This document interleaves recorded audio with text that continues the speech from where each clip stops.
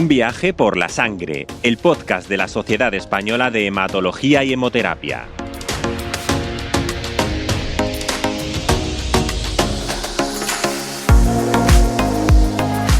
¿Sabes que hay un cambio disruptivo en marcha que está modificando las reglas del juego en los avances científicos en general y en el abordaje del cáncer hematológico en particular? La inteligencia artificial y el Big Data están desentrañando los misterios más profundos de estas enfermedades.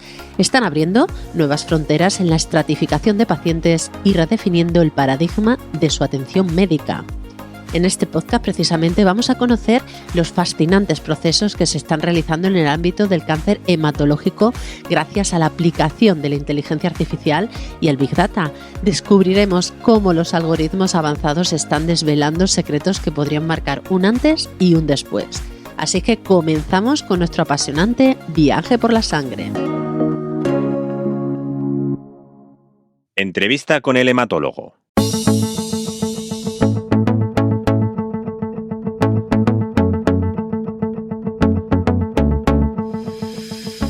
En los últimos años se han creado algoritmos avanzados que están mejorando la capacidad de prever la progresión de enfermedades crónicas y están acelerando el proceso de descubrimiento de nuevos medicamentos, pero también han demostrado una precisión sin precedentes en la detección temprana de enfermedades tales como el cáncer. La inteligencia artificial analiza imágenes médicas como tomografías y resonancias magnéticas para identificar patrones sutiles que podrían pasar desapercibidos para el ojo humano.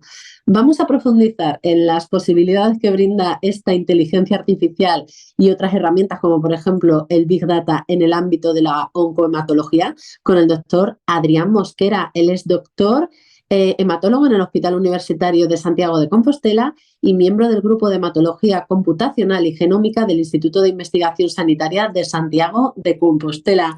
Doctor, bienvenido, muchas gracias por estar con nosotros. Nada, un placer, todo un honor estar aquí con vosotros esta tarde para compartir este interesante podcast sobre los retos y las ventajas de la inteligencia artificial. Bueno, seguro que nos da un montón de titulares y yo estoy deseosa de conocerlos, doctor. Pero antes de nada, y para que todos hablemos el mismo idioma, ¿nos podría diferenciar si es lo mismo hablar de inteligencia artificial y de Big Data? ¿En qué se diferencia? ¿En qué se complementan? Bueno, existen notables diferencias, aunque es cierto que el colectivo o la mente colectiva a veces los confunde. Pues realmente el Big Data se refiere a todas aquellas tecnologías que permiten recabar una gran cantidad de datos. Y aunque no existe una definición precisa de Big Data, podemos decir que es todo aquello que no cabe en un Excel tradicional, ¿no? Entonces, pues claro, podemos hablar de Big Data cuando hablas de recoger información de historias clínicas electrónicas de múltiples pacientes a lo largo de muchos años en múltiples hospitales, cuando hablas, por ejemplo, de procesar datos de imagen médica, como puede ser PET-TAC o histología, cuando hablas de incorporar datos de genómica, etcétera, etcétera.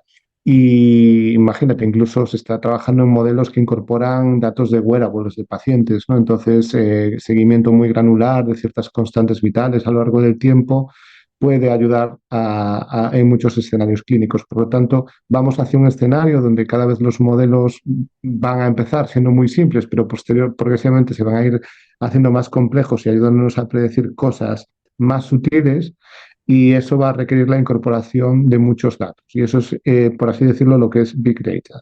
La parte de inteligencia artificial es diferente, aunque está íntimamente relacionada con el Big Data y ha crecido paralelamente o como consecuencia casi de la capacidad ingente que tiene el ser humano ahora para generar grandes volúmenes de información. Entonces, la inteligencia artificial, digamos que serían todos estos sistemas que se han generado que tienen la capacidad de reconocer patrones en los datos complejos a través del aprendizaje.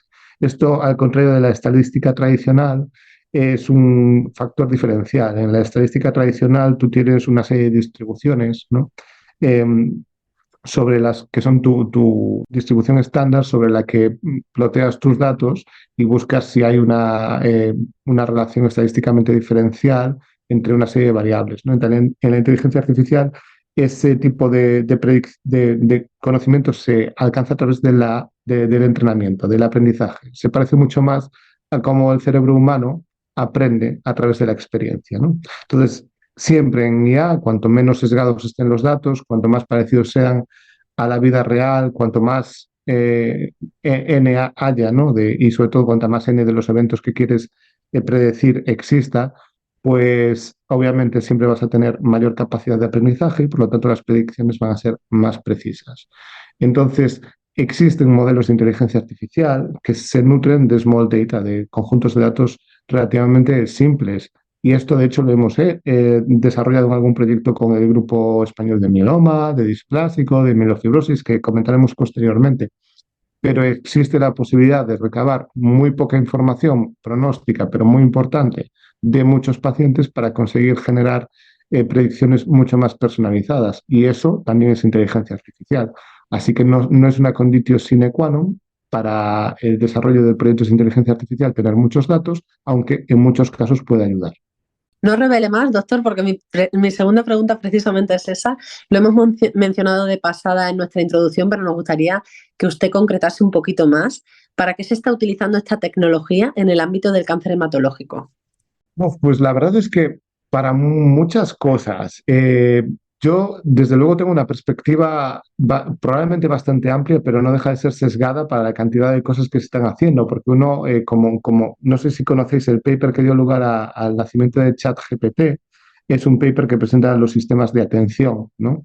O de autoatención, mejor dicho. Y el nombre del paper se llamaba Attention is all you need, ¿no? Y lo que viene a decir es donde tú pongas la atención es donde adquieres más conocimiento, ¿no? Y los modelos de procesamiento de lenguaje natural basados en GPTs, pues trabajan con modelos de atención multicabezas, ¿no? Que se llama. Pero viene a ser lo mismo. Y dependiendo de dónde pongas la atención, pues empiezas a ver surgir cosas, ¿no? Y la verdad es que existe una explosión incipiente de trabajos de inteligencia artificial. He de decir que estoy muy orgulloso como español de que muchos de ellos sean en España y eso es algo muy positivo. Y la verdad es que podemos hablar pues, de diferentes áreas, ¿no? Pues de diagnóstico. Se está trabajando en análisis de imagen histológica, en análisis de PET-TAC, en análisis de datos de citometría de flujo, por ejemplo, para detectar automáticamente patrones anómalos, enfermedad mínima residual, etcétera, etcétera. Y todos ellos con resultados pues, prometedores, algunos en fases más incipientes, otros, bueno, avanzando un poco más rápido. Probablemente nos den mucha información, creo yo, ¿no?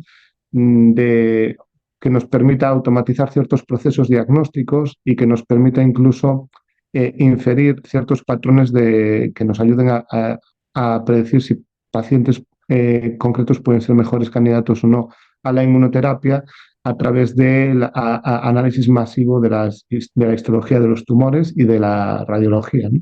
Sí, concretamente, doctor, ¿cómo puede ayudar a anticiparnos a un cáncer? Anticiparlo, bueno, de muchas maneras. O sea, creo que ya existen trabajos en este sentido, que no son técnicamente, creo, inteligencia artificial, pero son abordajes basados en datos. Por ejemplo, el algoritmo iStop Multiple Myeloma del grupo islandés, pues precisamente lo que te permite es, a través de un abordaje basado en datos, predecir cuán probable es que con una serie de patrones los pacientes con gamapatía monoclonal, de hecho, tengan un mieloma múltiple, ¿no? Eso es algo, yo lo utilizo, de hecho, en la práctica clínica para indicar si un paciente necesita una biopsia de médula o no. Entonces es algo francamente útil. Probablemente necesitemos también incorporar datos de seguimiento. Por ejemplo, en la gamapatía monoclonal, pues tener datos de seguimiento de proteinogramas para poder alcanzar predicciones más precisas. Y realmente, posiblemente esto sea aplicable a casi cualquier patología hematológica porque cursa con alteraciones analíticas, ¿no? Entonces, ese es un ejemplo. Obviamente, hay gente que está trabajando también en cribados automáticos de frotis, de hemogramas, para identificar patrones que sugieren que el paciente pueda tener tal patología. Y eso se ha presentado en ASH algunos trabajos. Yo creo que aún están un poco verdes en muchos de los casos, pero ya hace tiempo que contamos con sistemas de imagen de sangre periférica, como puede ser el CellaVision en muchos hospitales, que aunque no son clasificadores de patologías, sí que te empiezan a orientar y a facilitarte el trabajo sobre lo que estás viendo en la imagen de sangre periférica. En términos sencillos, doctor, ¿cómo funciona la inteligencia artificial para analizar grandes conjuntos de datos genómicos? Bueno, Como buen gallego he de decir que depende, porque depende de lo que quieras buscar en los datos genómicos, ¿no? Entonces, existen, por ejemplo, yo te puedo hablar en primera persona de proyectos que hemos desarrollado nosotros en los que utilizamos el dato genómico con un fin muy clínico, que es de predecir la respuesta a los diferentes tratamientos, en este caso, en mieloma múltiple o en leucemia mieloide aguda. Y entonces buscas patrones que se correlacionen con una sensibilidad a un fármaco, una sensibilidad clínica, es decir, si el paciente vive más o vive menos, tarda más en progresar o tarda menos en progresar. Entonces, en eso lo estamos desarrollando en diferentes proyectos, en mieloma múltiple, en leucemia mieloide aguda y en varios tipos de linfoma en este momento. También es cierto que ese mismo dato genómico se puede explotar mucho más. Hay gente que está trabajando, por ejemplo, en identificar las mutaciones concretas que son patogénicas a través de inteligencia artificial. Eso es factible. Hay gente, yo tengo el orgullo de trabajar con alguno de ellos, que está trabajando en modelar cómo cambian las proteínas a través de inteligencia artificial con ciertas mutaciones. Entonces modelan la estructura tridimensional y con eso se generan nuevos posibles fármacos. E incluso hay gente que está trabajando en modelos de inteligencia artificial que intentan identificar si alguna de estas mutaciones puede activar el sistema inmunitario, es decir, si es neoantigénica y por lo tanto podría ser pues una diana sobre la que actuar de alguna manera para fomentar la inmunidad antitumoral. O sea que la genómica en el campo de IA da mucho juego y además como son datos multidimensionales, hay que tener en cuenta que el 1% de toda la información que genera el ser humano es genómica en este momento, pues dan mucho juego para este tipo de abordajes personalizados. Hemos hablado, doctor, de prevención de un cáncer, hemos hablado de cómo funciona la inteligencia artificial para analizar grandes conjuntos de datos genómicos y ahora quiero que hablemos un poquito de la supervivencia. ¿Cuál es la importancia de estas herramientas en el aumento de las tasas de supervivencia en los cánceres hematológicos? Bueno, la verdad es que he de decirte que no sabemos si aumenta la tasa de supervivencia. No lo sabemos. Sabemos que son mejores a la hora de predecir el riesgo y por lo tanto eh, es razonable pensar que nos van a ayudar a mejorar o optimizar el manejo clínico que hacemos ahora. Ahora, por ejemplo, te puedo decir de decidir si un paciente con síndrome mielodisplásico o mielofibrosis debe de hacer un trasplante alogénico o no. Pero no existe una evidencia a largo plazo del impacto que esto puede tener. Es razonable pensar que cuanto más granular sea la predicción de riesgo y más acertada, pues más adecuada sea la intensidad de tratamiento que tú puedas administrar a un paciente y que tú puedas obviar trasplantes que antes no harías o hacer trasplantes que antes no harías, ¿no? Entonces, eso es una de las cosas que estamos trabajando intensamente. Otra de ellas, por ejemplo, gracias en concreto al apoyo de la presidenta de la sociedad, a través de la Red Europea de Mieloma, hemos conseguido participar en varios proyectos que tienen como finalidad identificar el mieloma múltiple de alto riesgo a través de técnicas moleculares con tratamientos que se están utilizando a día de hoy, ¿no? Como el DAR-VRD del Perseus, o identificar perfiles de respuesta a CAR T-cells, ¿no? En primera línea. Eso, aunque va a dar sus resultados a 5 o 6 años vista, bueno, pues empieza a ser ya una tónica constante, que es que la mayoría de los ensayos clínicos ambiciosos en hematología ya están teniendo en cuenta la necesidad de incorporar técnicas de análisis eficiente de los datos y que esas técnicas, pues en algún punto, la EMA las va a tener en cuenta a la hora de financiar fármacos de forma más selectiva y en perfiles de pacientes buenos respondedores, ¿no? Entonces, impacto creo que va a tener. Eh, Obviamente, desde un punto de vista clínico, empezamos a ver cosas.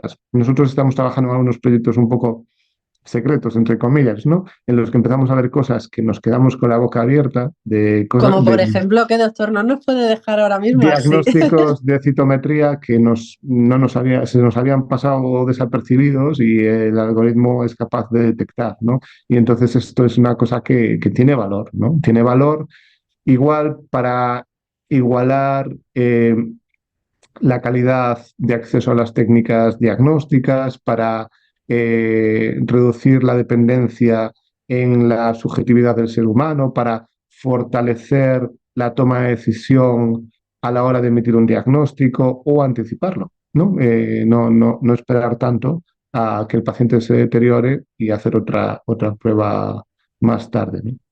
Hay un tema que está siendo transversal a toda la entrevista y creo que tenemos que focalizarnos en él, y es la medicina de precisión. ¿En qué enfermedades hematológicas malignas, doctor, está permitiendo estas enfermedades avanzar hacia una individualización del tratamiento, hacia hacer realmente una medicina, una auténtica medicina de precisión?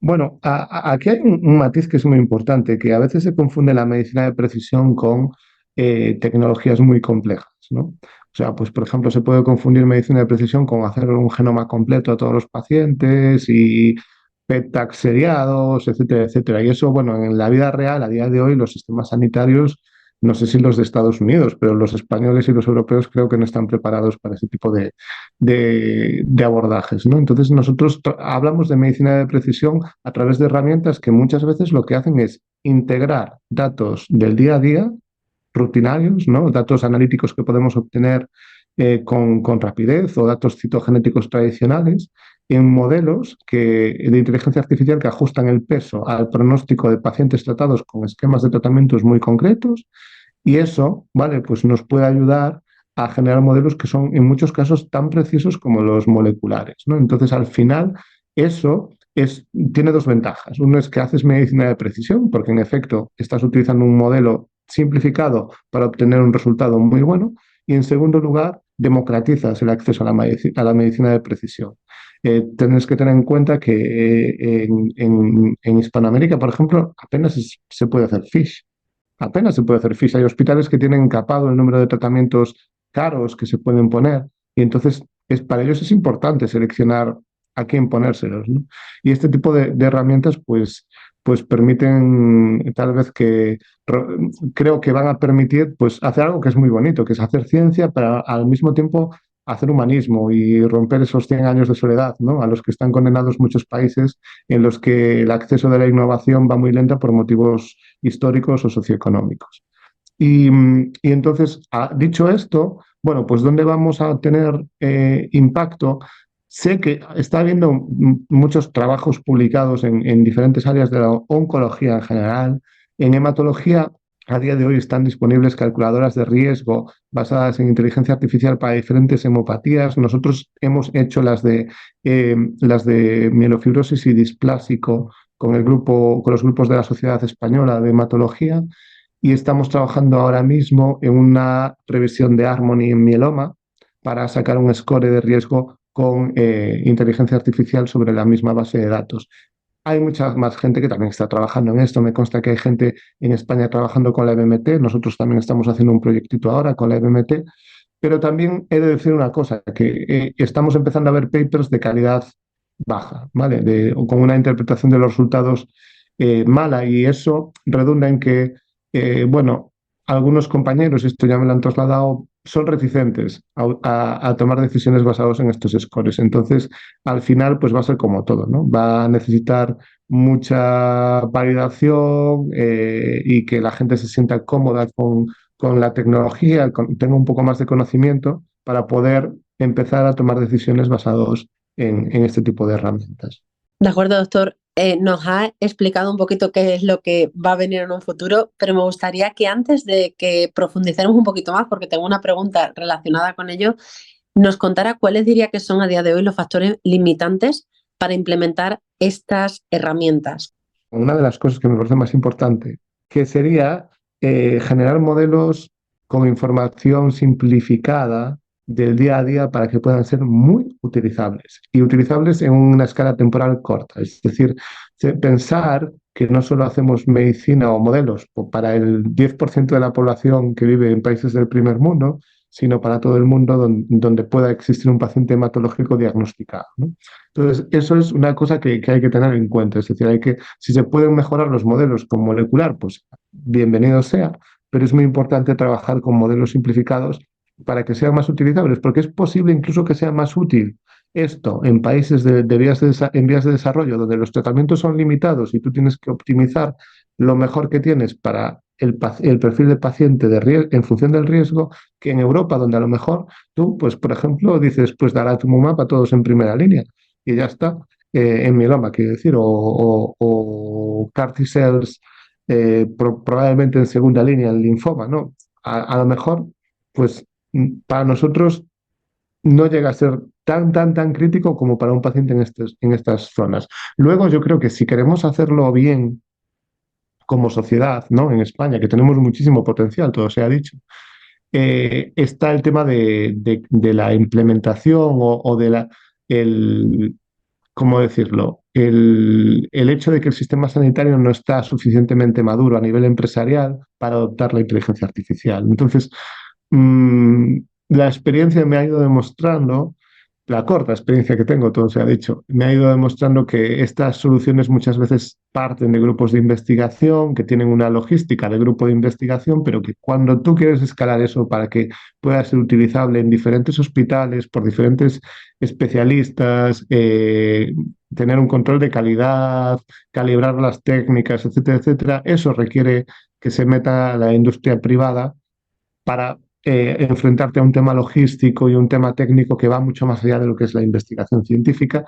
Y ahí el sistema sanitario tiene que reconocer esta debilidad y hacer, bueno, pues compra pública innovadora de soluciones de inteligencia artificial que se hacen en la academia, pero que se escalan probablemente a través de industria privada, porque de otra manera a día de hoy pues no encontramos forma de trabajar, ¿no? No existe o sea, los hospitales están saturados con el día a día, con la logística, con la historia clínica electrónica, con que no falle el programa de prescripción de quimios, con dar citas, al final te das cuenta de que los sistemas de información no pueden o no tienen recursos para trabajar en eso, ¿no? Ujú. Doctor, ahora sí, muy brevemente, esta última pregunta sobre el futuro. ¿Cómo visualiza la integración de esta tecnología de inteligencia artificial, el Big Data, en la hematología en un futuro cercano? Muy breve, doctor. Muy breve. Bueno, he de decirte que en los años 50 hubo una reunión de científicos a los que se les propuso que figurasen cómo iba a ser la realidad de la ciencia a 50 años vista y acertaron tanto como habría acertado un mono dándole a las teclas al azar. Entonces, todo lo que os voy a decir probablemente todo es mentira, ¿no? Como en el programa de televisión. Pero sin duda existen unos patrones que probablemente se vayan a cumplir. Uno de ellos es que los modelos más simples van a ser los primeros que vayan a ser adoptados, que probablemente esos modelos simples además se vayan a validar en múltiples cohortes y se vayan a reentrenar en diferentes entornos clínicos para, por así decirlo, que sean optimizados para cada sistema sanitario. No quiero decir para diferentes regiones de España, pero imagínate, pues tenemos un proyecto que se está reentrenando en Taiwán, porque las mismas variables no dan los mismos resultados. No hay que hacer un reentrenamiento, una reexperiencia del modelo con experiencia o con casos de otra zona. Luego también creo que probablemente las técnicas, aquellas zonas aquellas zonas del conocimiento donde los datos son estructurados por naturaleza, como puede ser la imagen, la citometría, etcétera, etcétera, van a ser aquellos campos que vean llegar antes la inteligencia artificial. Y luego creo que el tercer punto ya un poco más distante será la llegada de modelos multimodales que integren múltiples fuentes de datos e incluso datos del día a día de los pacientes para poder darnos un perfil muy granular de lo que le está pasando a un individuo y de cuáles son los riesgos que corre para su salud. Pues doctor, nos ha encantado esta entrevista. Como yo preveía al principio, nos ha dejado muchísimos titulares. Me quedan muchas preguntas en el tintero, pero espero que podamos volverla a tener en este podcast Un viaje por la sangre para que dentro de poco, porque esto ya sabemos que avanza a pasos agigantados de manera exponencial, podamos volver a ver en qué punto estamos y cómo se está ayudando a los pacientes gracias a estas herramientas. Muchísimas gracias, doctor. Tened muy buen día. Chao. En el campo de la hematología, la incorporación de la inteligencia artificial y del Big Data se está traduciendo en diagnósticos más precisos, en mejor predicción del riesgo de las neoplasias hematológicas y en la selección de terapias de manera personalizada. La Sociedad Española de Hematología y Hemoterapia ha colaborado con el Complejo Hospitalario Universitario de Santiago en el análisis de una gran base de datos donde se recogen variables clínicas y genómicas de una serie de pacientes con mieloma tratados de forma heterogénea.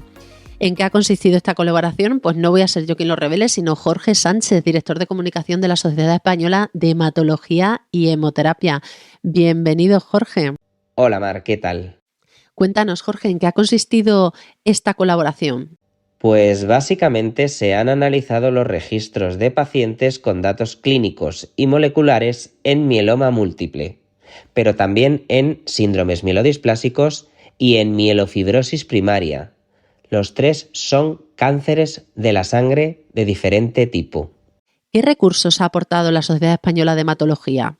Lo más importante que hemos aportado desde la Sociedad Española de Hematología y Hemoterapia han sido datos. Datos tanto propios como de los registros de los grupos de trabajo con los que contamos.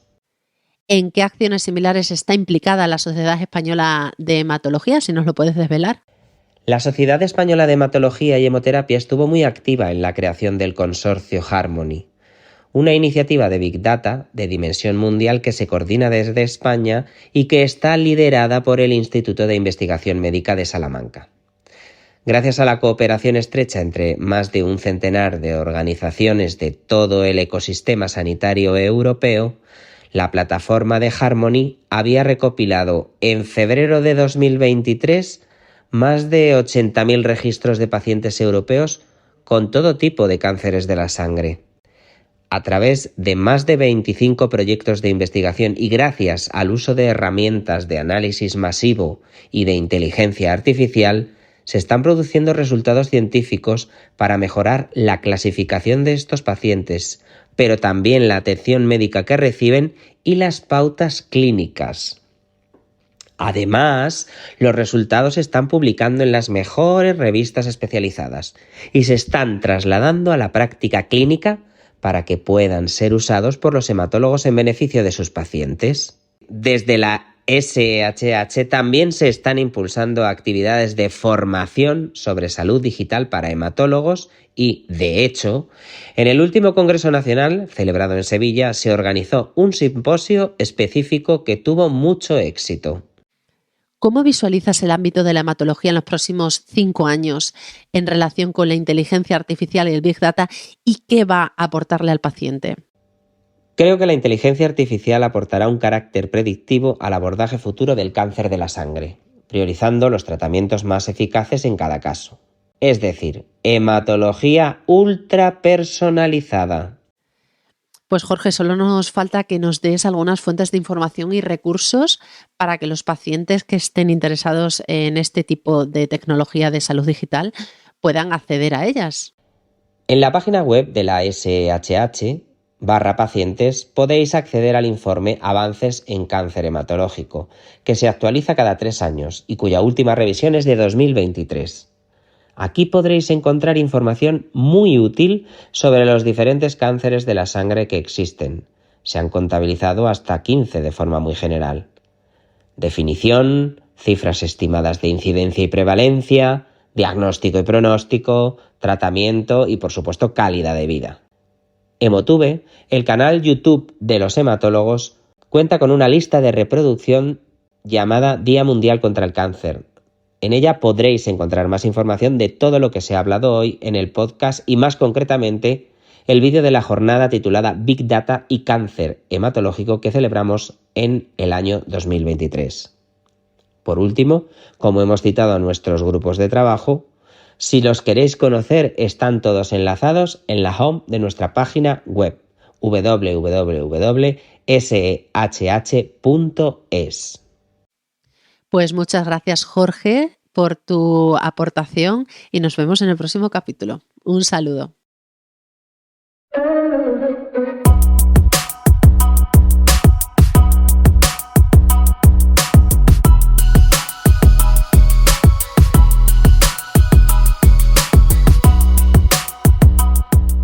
Los avances en hematología, gracias a la salud digital, no solo despiertan la curiosidad de médicos y científicos, la sociedad también se plantea muchas dudas al respecto. En esta sección, en Al Detalle, vamos a tratar de resolver las preguntas de nuestros oyentes y para ello en esta ocasión contamos con Marta Sonia González Pérez. Ella es miembro de la Junta Directiva de la Sociedad Española de Hematología. Y comenzamos por la pregunta que nos hace llegar el primer oyente. A algunos pacientes nos preocupa nuestra calidad de vida. ¿Cómo puede la inteligencia artificial abordar esta preocupación en términos de efectos secundarios?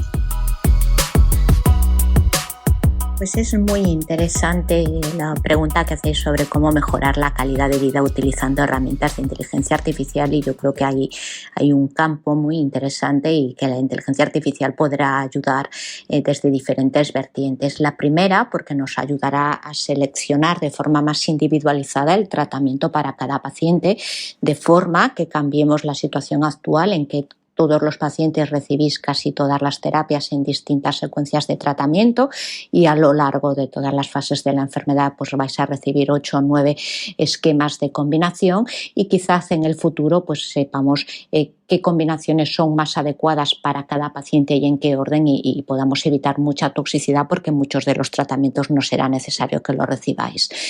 Por otra parte, ya hay también grupos trabajando en tratar de predecir la toxicidad. No todas las drogas producen exactamente los mismos efectos adversos en todos los pacientes, y quizá podamos tener scores, igual que tenemos con el pronóstico de cómo va a funcionar un tratamiento, podemos también tener scores de qué toxicidad le va a dar un tratamiento a cada paciente en función de sus características, y esto evitará que podamos poner algunos tratamientos en algunos pacientes, o que podamos estar más vigilantes y detectar los efectos adversos de forma más precoz en otros.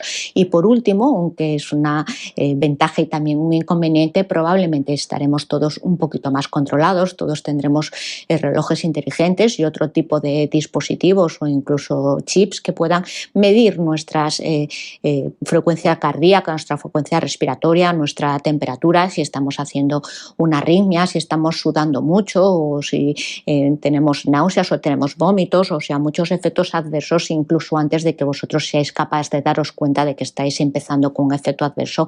Quizás el dispositivo lo pueda detectar y estará comunicado con una central médica para que nosotros os podamos hacer recomendaciones de qué hacer antes de que el efecto adverso sea severo, si parar el tratamiento o hacer alguna medida profiláctica. Quizás todavía estemos un poquito lejos, pasarán algunos años antes de tener esto, pero no tengáis duda de que el futuro va a ser así. Muchas gracias, doctora González Pérez. Vamos a por la segunda pregunta, a ver qué nos puede contestar. Y dada la complejidad de la información generada por la inteligencia artificial, ¿cómo se está trabajando para garantizar que los pacientes comprendan y participen activamente en las decisiones relacionadas con su atención médica y en el contexto de la hematología y la inteligencia artificial? Muchas gracias. Bueno, con respecto a la complejidad de la inteligencia artificial, yo creo que es exactamente lo contrario.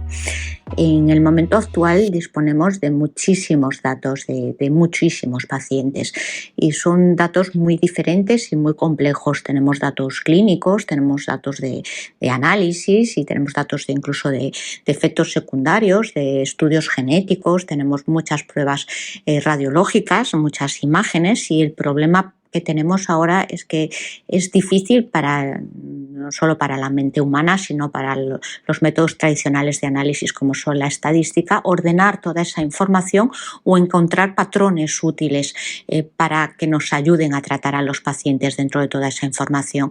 Y en esto tiene un papel muy importante la inteligencia artificial, porque sirve para encontrar patrones en datos muy complejos y hace que estos datos se simplifiquen y sean entendibles por el médico en una información útil sobre el riesgo que tiene un paciente de hacer un determinado efecto adverso o de sobrevivir más o menos con una determinada terapia, y esto va a ser fácil de explicar a los pacientes, porque vamos a poder masticar y analizar información que ahora tenemos desordenada, y es uno de los logros importantes que tendremos con la inteligencia artificial. Muchísimas gracias, doctora, y gracias también a todos estos oyentes que nos han enviado sus dudas para que podamos enriquecer nuestro conocimiento sobre la sangre. Si tú también quieres hacernos llegar tus dudas y consultas para que las resolvamos en los próximos programas, solo tienes que enviar un audio de voz a la cuenta de WhatsApp 667-675-476 o al correo electrónico comunicación@sehh.es. Ambos contactos aparecen en la descripción de este podcast, y también estaremos atentos a las dudas que nos hagas llegar a través de nuestros canales de redes sociales, Twitter o Instagram. Esperamos tus preguntas sobre transfusiones, cáncer hematológico, trasplante de médula ósea, hemofilia o cualquier otro tema relacionado con la sangre que te pueda generar confusión o del que quieras ampliar información. Además, en estas últimas semanas nos han llegado muchas propuestas de temas para futuros podcasts, así que si tú también tienes interés especial en que abordemos un tema determinado, no dudes en trasladarnos tu idea. Espero que este programa te haya resultado interesante. Ya sabes que puedes consultar todos nuestros podcasts, Un viaje por la sangre, de la Sociedad Española de Hematología y Hemoterapia, en Spreaker, en iVoox y en Spotify. Gracias por tu atención. Nos despedimos hasta el próximo capítulo.